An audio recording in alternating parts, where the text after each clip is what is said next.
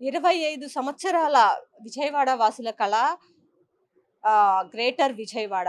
అయితే గ్రేటర్ విజయవాడ ఏర్పాటు చేసే దిశగా కూటమి ప్రభుత్వం అయితే అడుగులు ముందుకు వేస్తుంది. అసల దానిలో ఎంతవరకు సాధ్యమవుతుంది? ఇప్పటికైనా సరే గ్రేటర్ విజయవాడ కళ అనేది సాకారం అవుతుందా? లేదా? అనేది మనతో మాట్లాడేందుకు సిపిఎం పార్టీ నేత బాబురావు గారున్నారు.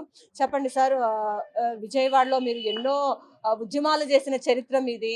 ఇవి చూసుకున్నట్లయితే కూటమి ప్రభుత్వం వచ్చిన తర్వాత ఇది గ్రేటర్ విజయవాడ చేస్తామని ఇప్పుడు ఏదో ప్రణాళికలు రూపొందిస్తున్నారు. ఇది సాధ్యమవుతుందంటారా? ఎంత టైం పట్టే అవకాశం ఉందంటారు అసలు? అంటే మొదటి విషయం 18 నెలలు అయింది. ఎన్నికలు సమీపించబోతున్న సమయంలో, జనాభా లెక్కలు ప్రారంభం కాబోతున్న సమయంలో ఇటువంటి ఆలోచనలు చేయటం వలన జరిగిందేముంది? మళ్ళీ 2027 వరకు గ్రామాలు కానీ పట్టణాలు కానీ మార్పులు చేయడానికి సెన్సస్ వల్ల వీల్లేదు. దీంతో ప్రభుత్వం ప్రకటించింది. గ్రేటర్ విజయవాడ వల్ల లాభం జరుగుతుందా నష్టం జరుగుతుందా అనేది వేరే సంగతి. అసలు మీ ఆలోచనలే ముందుగా ప్రణాళికాబద్ధంగా లేవు. హడావిడిగా ఇప్పుడు ప్రతిసారి ఎన్నికల ముందు హడావిడి చేయటం, తర్వాత మానేయటం. పట్టణాల నగరాల విస్తరణ అనేటువంటిది సహజ ప్రక్రియ, దాన్ని అడ్డుకోవాల్సిన అవసరం లేదు. కానీ దానికంటూ ఒక శాస్త్రీయ భద్రత ఉండాలి. గ్రామాలంతా పట్టణ స్వరూపం ఏర్పడిపోయి అక్కడ జనసాంద్రత పెరిగినప్పుడు మౌలిక సదుపాయాల కల్పన కోసం ఈ పనులు చేయాలి. దాని మీద ఒక సర్వే జరిపించాలి, ప్రజల అభిప్రాయాలు తీసుకోవాలి, పంచాయతీలో బోర్డులో తీర్మానం చేసుకోవటమే కదా. అవన్నీ చేసిన తర్వాత సహజంగా ఏ నగరమైనా విస్తరించాల్సిందే.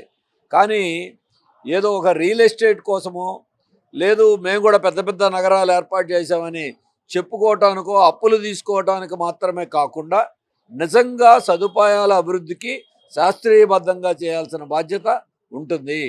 కాబట్టి ప్రభుత్వం మరి అటువంటి ఒక ముందస్తు ప్రణాళికాబద్ధమైన ఆలోచన మాత్రం చేసినట్లేదు. దీని మీద అందరితో సమగ్రంగా చర్చించి ఖచ్చితంగా విస్తరణ చేయాలి. ఎక్కడి వరకు చేయాలి, ఏ గ్రామాలు కలపాలి, కలిపితే వచ్చే సమస్యలు ఏంటి, ఇవంతా కూడా ఒక సమగ్ర చర్చ అవసరం. ప్రస్తుతం ప్రభుత్వం చెప్పిన ప్రకారం అయితే ఇంకో సంవత్సరంన్నర వరకు అవకాశం లేదండి. కానీ ఈ పేరుతో ఏమవుతుంది?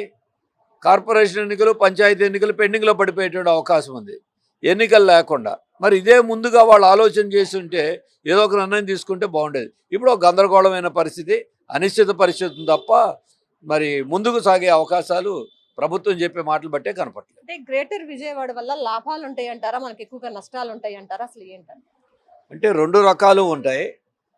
ఒక గ్రామీణ ప్రాంతాలని నగరంలో అనుసంధానం చేయటం వల్ల మౌలిక సదుపాయాలు, under ground drainage, water supply, రోడ్లు, ఇవన్నీ కూడా ఆ గ్రామాల్లో కూడా అవకాశం ఏర్పడుతుంది. అలాగే ఆ గ్రామాల్లో నిధులు కేంద్ర రాష్ట్ర ప్రభుత్వాలు కేటాయిస్తే లాభం జరుగుతుంది. అయితే ఇంకొక భయం కూడా ఉంది ప్రజల్లో.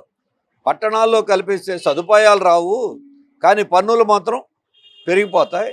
అలాగే గ్రామాల్లో అధికారులు అందుబాటులో ఉండరు, గ్రామాలు అంటే పంచాయతీని అడగడానికి అవకాశం ఉంటుందని అభిప్రాయాలు ఉన్నాయి. కాబట్టి వీటన్నిటిని తీసుకుని ప్రభుత్వం ఎప్పుడైనా గ్రామాలు కలపాల్సి వచ్చినా కొన్ని సంవత్సరాల పాటు పన్నులు పెరగకుండా ప్రజలకు భరోసా ఇవ్వాల్సిన బాధ్యత కూడా ఉంటుంది.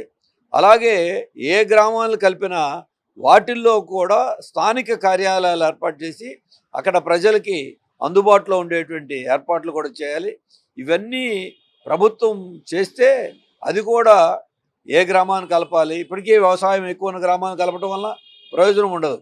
కాబట్టి పట్టణ స్వరూపం వచ్చిన గ్రామాలు ఏంటి, శాస్త్రీయబద్ధమైన సర్వే చేయాలి. చేస్తే ఈ నష్టాలని నివారించుకొని ముందుకెళ్ళడానికి అవకాశం ఉంది. దీని మీద అంత విపక్షాలతో కూడా ఒక సమావేశాన్ని ఏర్పాటు చేస్తే బాగుంటుందని అనుకుంటున్నారా?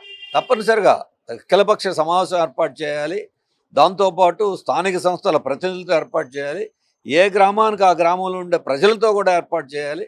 అటువంటి ఒక సమగ్ర చర్చ తర్వాత ఈ పని ఎక్కడి వరకు చేయాలి, ఎలా చేయాలి నిర్ణయం తీసుకోవడం బాగుంటుంది. అయితే మొత్తానికి చూసుకున్నట్లయితే గ్రేటర్ విజయవాడ ఏదైతే ప్రతిపాదన ఉందో దాన్నంతా కూడా అందరూ కూడా సమ్మతిస్తారు. కాకపోతే దీనికి సంబంధించి లాభాలేంటి, నష్టాలేంటి, దీనికి సంబంధించి మొత్తం కూడా కూలంకుషంగా మాట్లాడేందుకు ఒక అఖిలపక్ష సమావేశాన్ని ఏర్పాటు చేసి అందరి దగ్గర అభిప్రాయాలు సేకరించిన తరువాత ఈ గ్రేటర్ విజయవాడపై ఒక నిర్ణయం తీసుకుంటే బాగుంటుందని చెప్పి సిపిఎం నేత బాబురావు గారు చెప్తున్న పరిస్థితి ఇక్కడ కనిపిస్తుంది. ఇది ఇక్కడ ఉన్న పరిస్థితి. కెమెరా పర్సన్ రాంబాబుతో లక్ష్మి, విజయవాడ.